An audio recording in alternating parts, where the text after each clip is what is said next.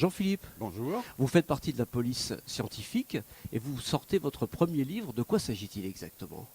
Alors il s'agit de raconter les tout débuts de la police scientifique, en France, avec Alphonse Bertillon, Alexandre Lacassagne et Edmond Lecars, qui a créé le premier labo de police en France. Donc le tout à travers de petites histoires criminelles, où je montre pas le côté, on va dire, enquête, mais le côté expert, ou l'indice qui va permettre de résoudre l'affaire criminelle. Alors, quelles histoires criminelles? Justement, il y a une histoire particulière à propos de ces histoires criminelles auxquelles vous avez eu accès.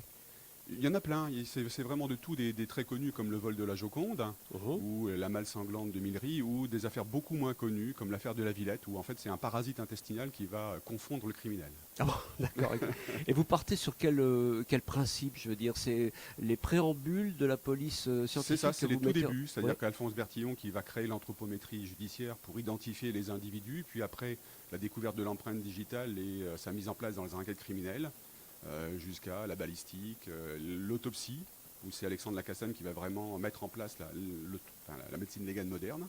Et puis Edmond Lecars qui a créé le premier laboratoire et donc structuré un petit peu tout ça en France en 1910. Et vous me disiez que tous ces documents-là sont, enfin une partie du moins, les documents sur lesquels vous avez travaillé, ils sont en ligne, ils existent, on peut aller les consulter? Ah oui, tout est en ligne. Donc en fait, il y a deux sites. Il y a le site Gallica de la Bibliothèque nationale de France, et puis un autre qui s'appelle Crinocorpus. Criminocorpus. Oui, Crinocorpus, qui est un site créé par le CNRS et qui regroupe tout ce qui a lieu en lien avec la justice. Oui, Et notamment des revues criminelles où les experts d'autrefois racontaient leurs dossiers. C'est quelle date exactement à peu près? Dans les années 1880-1920.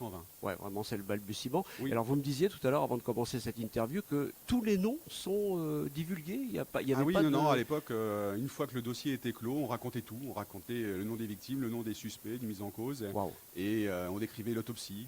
Et ça pose pas de problème qu'on puisse les citer au jour d'aujourd'hui? Ah bah non, parce que là maintenant c'est du domaine courant. Oui, mais il y a tout peut-être est aussi des public. descendants, des gens comme ça. Ce sont des données publiques, alors il y a public. prescription maintenant. D'accord.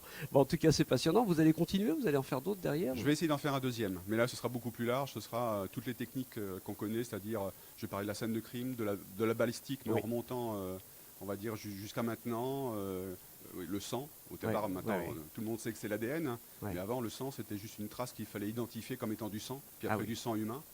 Et après, il y a les groupes sanguins qui sont intervenus, donc tout ça, ça a évolué au cours du temps, donc j'ai envie d'aborder tous ces sujets. C'est un livre d'histoire en même temps qu'un livre scientifique. Voilà, c'est un peu scientifique, surtout criminel, et voilà, ce sera plein d'affaires criminelles. Bon, passionnant en tout cas. Je vous souhaite bonne vente, on est au Salon du Livre du Touquet. Merci. Merci à vous Philippe. Au revoir.